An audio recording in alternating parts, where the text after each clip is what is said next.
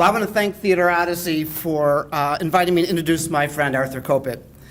But I do want to first thank Theater Odyssey for the good work that they do and are doing for playwrights. Writing plays is a very difficult way to spend your time, and this organization supports Sarasota writers like no other organization in our community.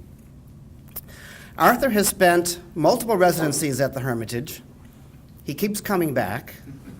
I don't exactly know how he does that, but I keep looking at the calendar and there he is. But I take it, and we all take it as good news. And while we try not to have favorites, Arthur's one of our favorites. Here's what I can tell you about Arthur. The Hermitage doesn't yet provide meals to our artists, so they cook their own meals.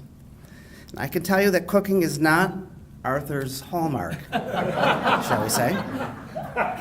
However, bartending is kind of appropriate for writers, is his specialty.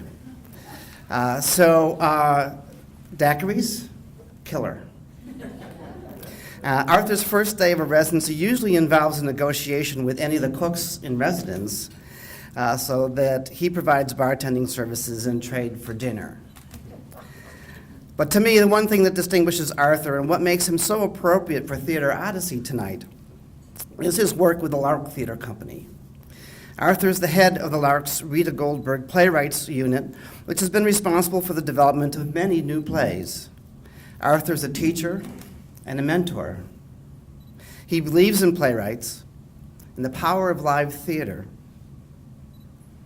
and is his responsibility to pass his craft on to the future generations.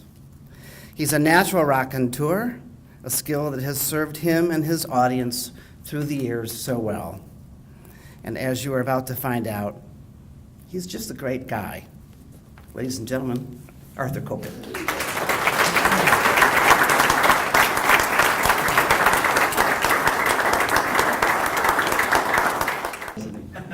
Thank you. I thought so. Hi. I had the privilege of getting a chance to sit and talk with Arthur during dinner, and one of the things we talked about, we set up the scene of this show talking about it's in the Dakotas at the Standing Rock Reservation in 1886.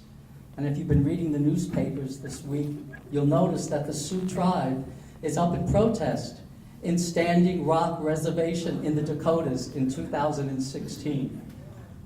How do you feel about that? A lot of things are happening in the country that make you think that there's a lot of poison, and that poison is still there. And it is remarkable. It's like the same thing that happened in the past. This is our land. No, it was the Native Americans saying, well, we've taken it, and we're going to keep it, and we're more powerful than you. And it's ugly what's happening. Thank you.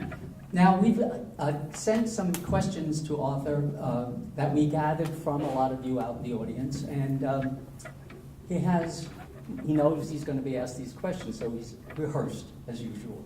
Writing in Better ask them in the same sequence. Or I did. I came in the same sequence. you're in trouble here. If this questions change, we're done for. You never know what he's going to come out with. We had a couple of ditties at the table. Anyway, Writing Indians had to be a major departure for you. What triggered the idea, and what were the challenges you faced in research and writing? It was actually it's quite an amazing story. During Vietnam, and I had seen a lot of anti-Vietnam plays, and I was opposed to the war, but I hated those plays because they were speaking to an audience that already knew what it was about, and they were speaking to the converted, and they were obvious. I much would have preferred a play which was pro-Vietnam, but nobody did that for good reason. But I was up in Vermont at the time, and I was working on a novel because I had a successful play, and somebody said they'll pay you money to write a novel. I recently found the pages of the novel. It's really good that I put it aside. And I was up there, though, at this ski house. My friends would come up on the weekend. I was there all week, and I'd write in the morning, and then I'd ski in the afternoon. It was a nice time. And I went into southern Vermont, in Brattleboro, and I went to get the New York Times. I worked in the morning, and I came back to have lunch. But I also got a piece of music. I think it's Charles Ives' Second Symphony, which has come out. And I loved Ives' music.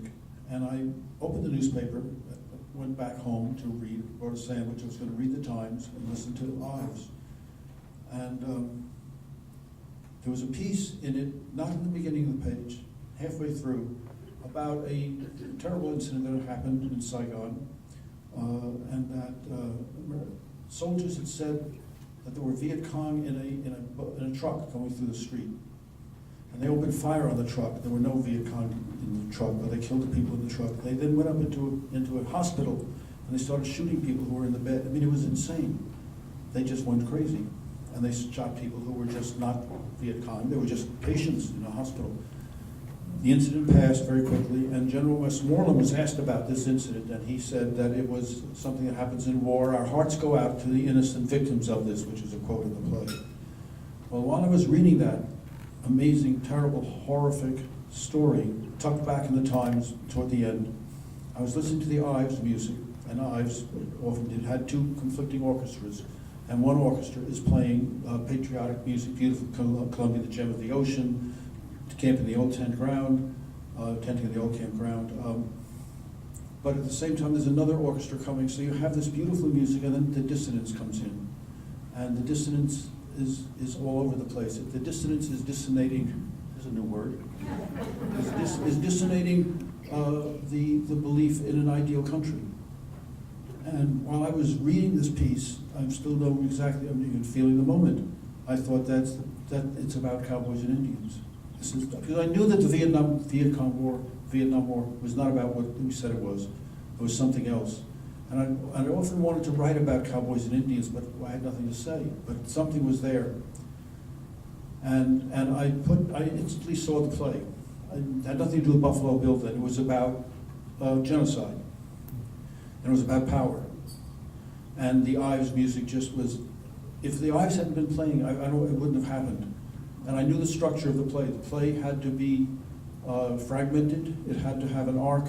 It had to be about patriotism on some level, which Buffalo Bill is. And it had to be about the way in which it all gets destroyed. But throughout the Ives, there is a belief that that music is beautiful, but it keeps getting wiped out. It's like painting, you know, where you're just fading things out. And I called the producer who had produced O'Dad and was a great fan of my work. And I called my agent and said, I'm giving up the novel. I said, I want to write a play about the Indians, and I'm putting this down. And he said, we'll back you on that. And so what I did was that I went right away to primary sources. I wasn't going to just write what I knew. And I began to realize very quickly, went into research, that what I thought I knew about the West had nothing to do with it. And how Western films were fascinating lies, and the way it really happened, and what it was like in those towns, and what it was like. And I read documents, and along the way, I wasn't worried about how I would focus the play, because I had the structure, and it was from Ives. And it was that Westmoreland's speech would be there toward the end. And then I came across Buffalo Bill, whom I knew about. I'd never seen him. And I saw there was the person who had inadvertently created great damage to the country. He believed in the country. He was a good man, absolutely good man. And everything he tried to do to help the Indians made things worse in a way. So that's what it was, and that's how it began. And it was a remarkable piece in playwriting, in research. There's a difference between research heaven and research hell.